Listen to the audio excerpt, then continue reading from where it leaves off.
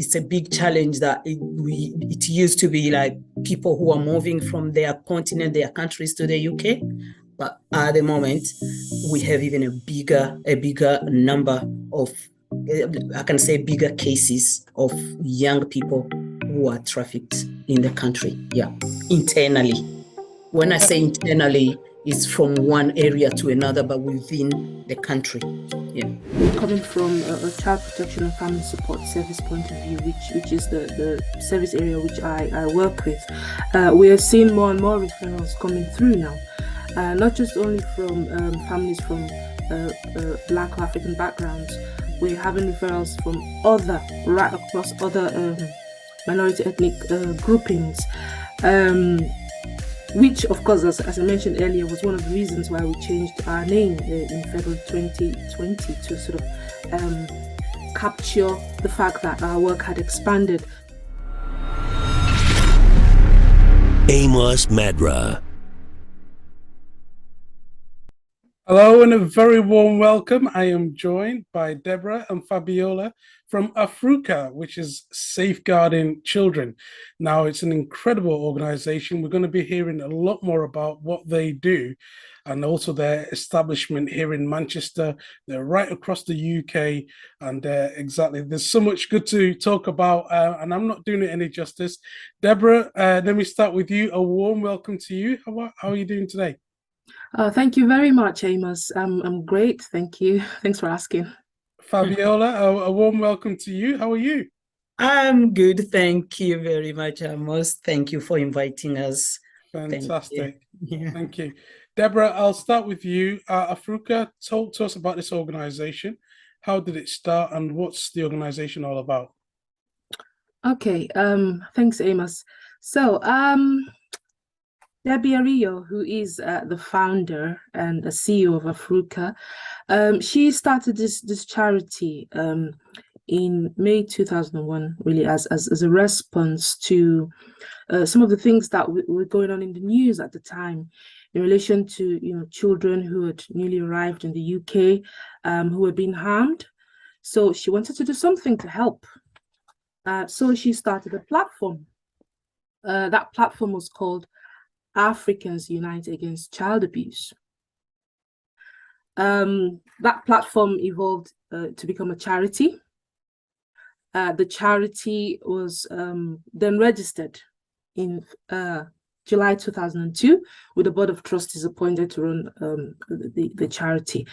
However, in February 2020, due to the expansion in the work and the activities of Afruca, the board of trustees decided to change the name of the charity to reflect the work that we were then doing, and the charity was then renamed Afruca Safeguarding Children, Afruca for short. Fantastic. And what a remarkable story. At that time, late 90s, early 2000s, there were so many stories coming out of the news. Lola Taylor, you think about all these other children that were being abused by their own relatives as well. And I think there's that cultural sense that people from Africa thought that maybe some of those things that they were doing back home were still acceptable, and they had to understand that some of these things you couldn't do. Fabiola, I know in your role, this is something you deal with almost daily, where it's cultural differences and trying to help families understand the best practice to raise their children.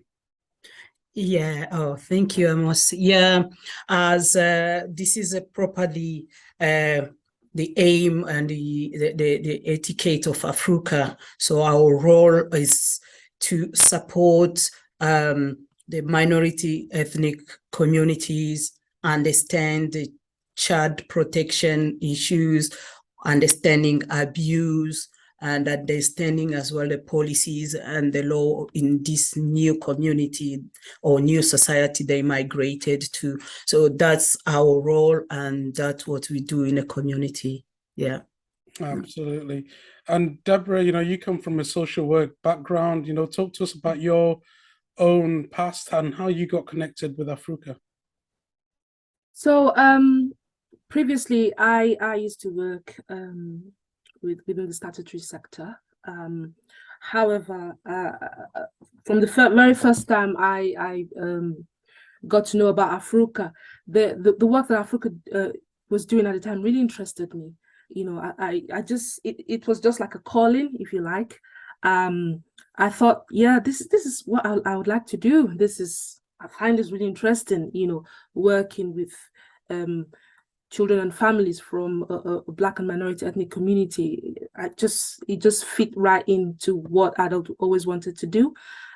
So that led me on to first volunteering at Afruca, and then eventually starting, you know, as a full-time member of staff at Afruca. Fantastic. And it's something that's very close to both your hearts as well. Fabiola, talk to us about how you got connected.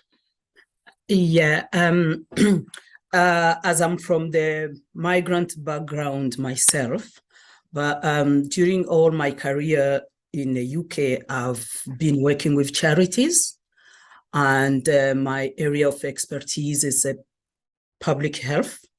So I've worked around prevention programs within minority, ethnic, and disadvantaged communities. We designed prevention programs, and then we were designing interventions and then influencing policies. So this is what I've been working around. So I've been more focused into prevention work. And what I'm doing at the moment is a prevention of modern slavery and human trafficking, which is still the same area of public health. So that's what attracted me to Afruca. Yeah, thank you. Very interesting. And what are the biggest challenges that you face at the moment? Yourself, Fabiola. Yeah, we are experiencing a lot of challenges at the moment. For example, in the area I'm working in, which is it's a prevention of modern slavery and the support services for minority ethnic people and other communities, and specifically young people who are victims or who are survivors of modern slavery and human trafficking. The challenge is in the past, we used to think that this is only an issue that affects migrant or people from abroad who migrate to the UK. But at the moment, the challenges are that we are having a bigger community of migrant and specifically younger people who have been trafficked internally. Yeah. So yeah, it's a big challenge that it used to be like people who are moving from their continent, their countries to the UK, but at the moment we have even a bigger number of, I can say, bigger cases of young people who are trafficked in the country. Yeah, internally. When I say internally, it's from one area to another, but within the country. Yeah. Deborah, I'm sure when you hear that, it's shocking just to think that, this still happens, and also, within the country itself. What would you like to see happen in the future? What do you think the government could do in terms of, addressing this issue and also supporting organizations like yourself?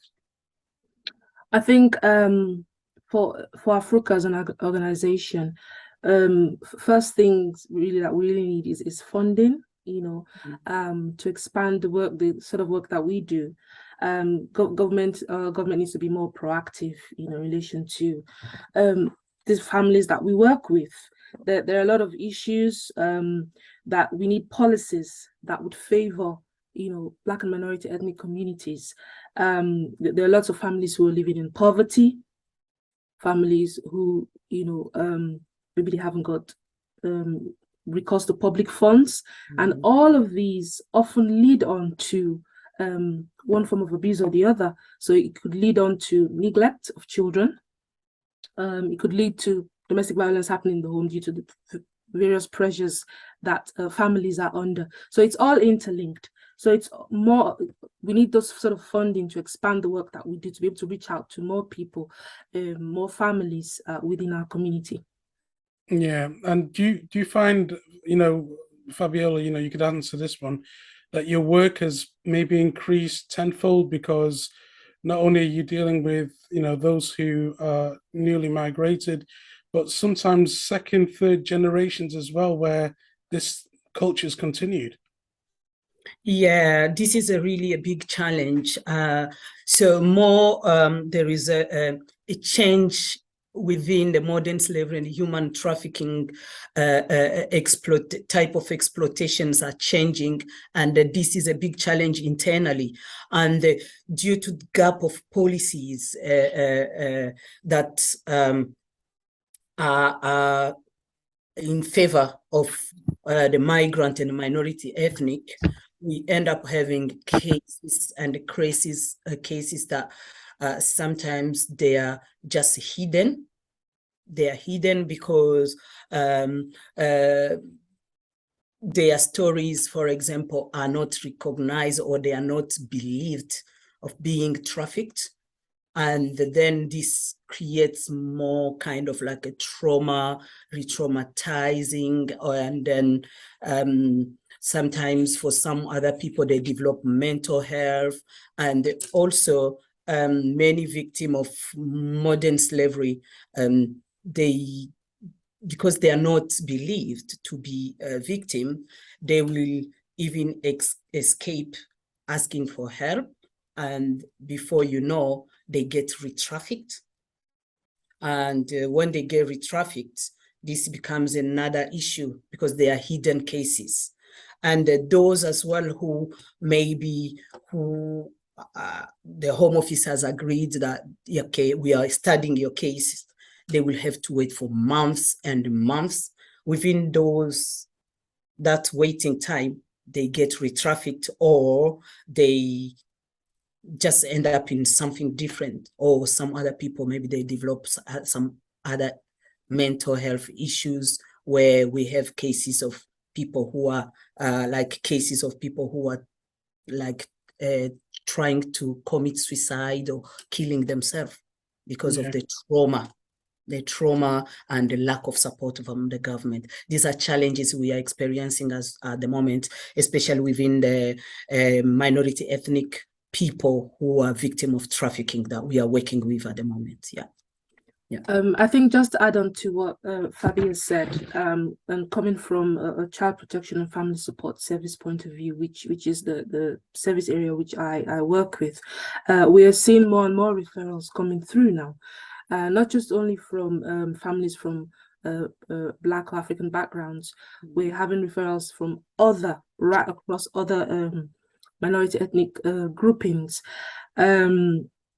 which, of course, as I mentioned earlier, was one of the reasons why we changed our name in February 2020 to sort of capture the fact that our work had expanded. So we're having loads of referrals coming through from the Child Protection Service in relation to concerns with children being, harmed or abused. And like you said, it's not just for immigrants or new families who have just come to the UK, but even families, first, second generations who have lived in the UK.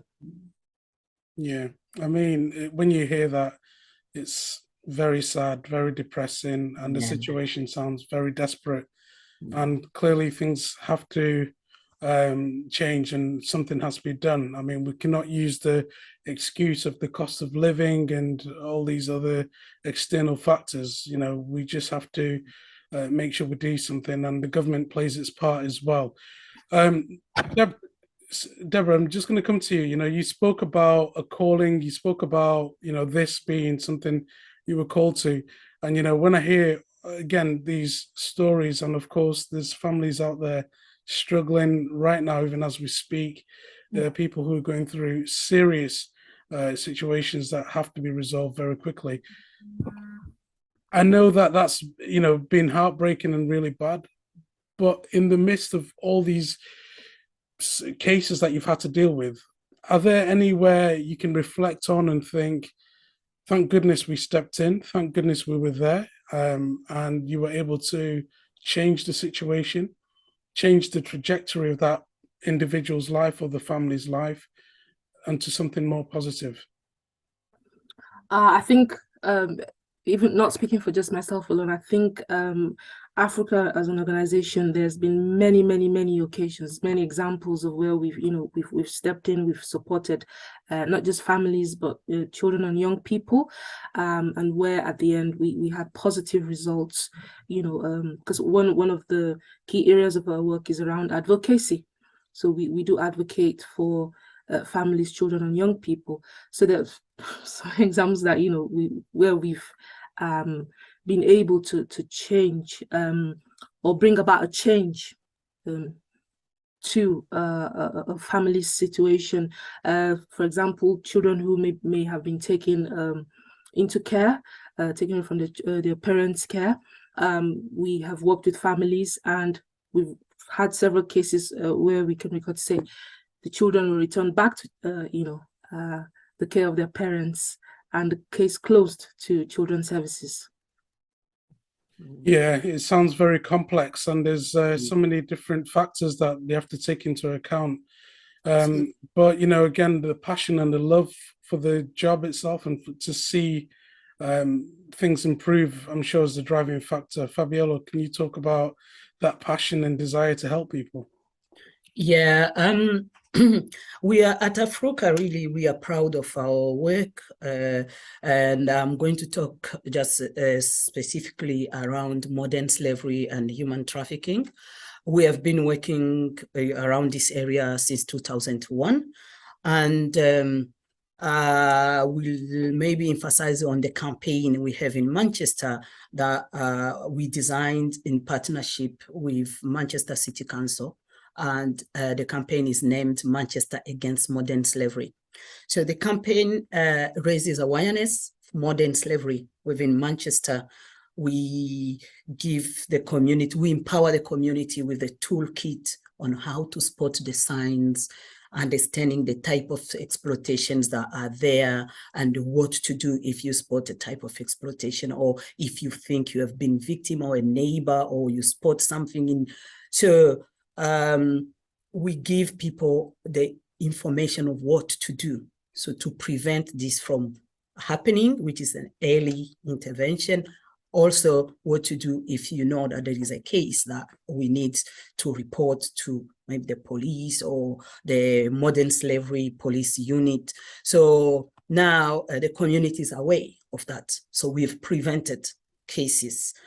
And also what we are proud of is, since we have been in the community as well since 2001, we have helped cases, different cases of people who were, maybe if it wasn't by the help of Afruca, they would have been killed or ended up in another situation.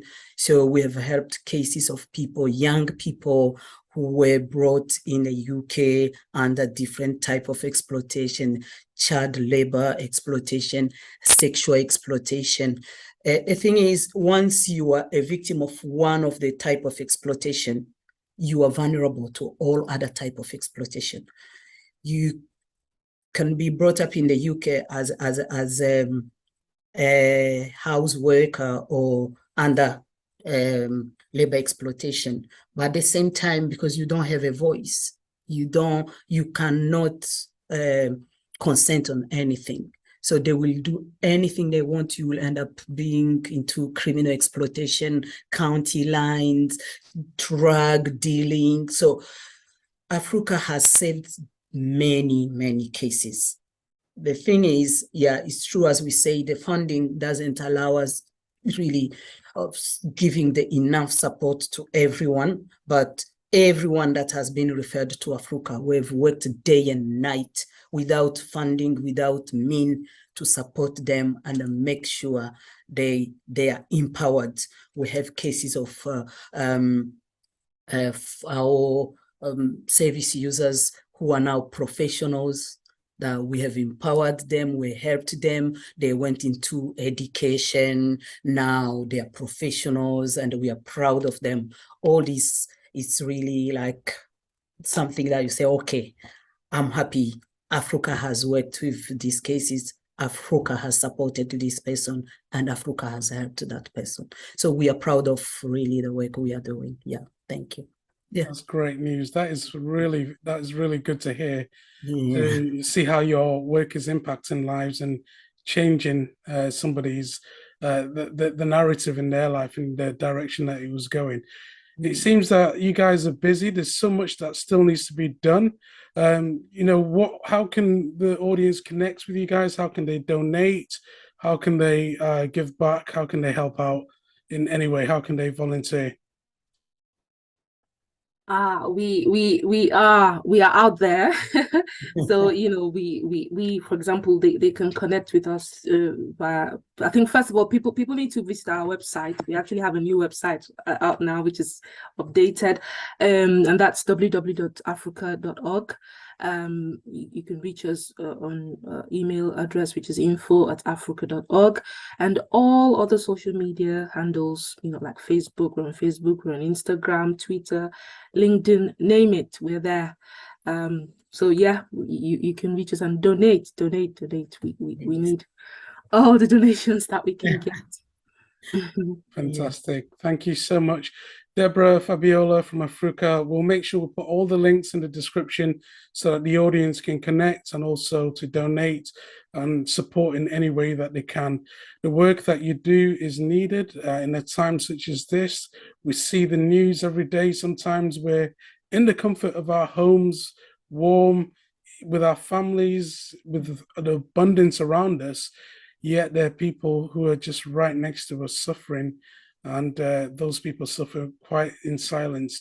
And it's only that organizations like Afruca who step in to change that narrative, to help those people who are in suffering, in pain, in anguish, and to change, you know, that trajectory in their lives. And for that work, you know, we celebrate you both for it, and we thank you for your time today.